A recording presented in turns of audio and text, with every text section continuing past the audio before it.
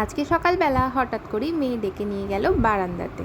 বলল, মা চলো দেখবে, চলো কারা এসেছে। ও বাবা, গিয়ে দেখি এই তো স্বয়ং রামভক্ত হনুমান। এক দল এসেছে আজকে হনুমান। এই দেখো, আর কেউ হয়তো কলাও খেতে দিয়েছে, বসে বসে এখন এখানে কলা খাচ্ছে। আর সামনের বাড়ির ব্যালকনির একদম ভেতরে ঢুকে গিয়েছিল একটা হনুমান।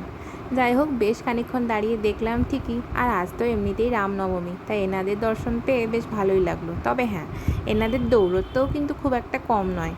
কিছুক্ষণ পর খবর পেলাম আমাদের ফ্ল্যাটের ছাদে জলের পাইপ ভেঙে গেছে, আর সেটা হয়েছে এনাদের জন্যই। এখন কীভাবে সারাদিন জল আসবে সেই নিয়েই সবার মাথায় হাত। এই দেখো, ছাদ থেকেও একটু টুক করে ঘুরে এলাম, দেখি একদম পাইপ ভেঙে যত ট্যাঙ্কির জল ছিল সব এখন ছাদে বয়ে যাচ্ছে।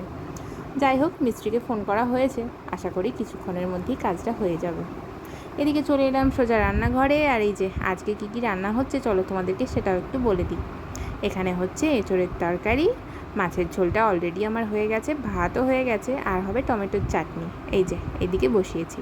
আর দুদিন আগে বাবা আর মা এসেছিল, তো প্রচুর ডাঁটাও নিয়ে এসছে, ঘরের গাছের ডাঁটা, তো সেটা দিয়ে আজকে একটুখানি শুক্তোও হবে। অনেক রকম পদ আজকে রান্না হচ্ছে, এমনিতেও আজকে রবিবার।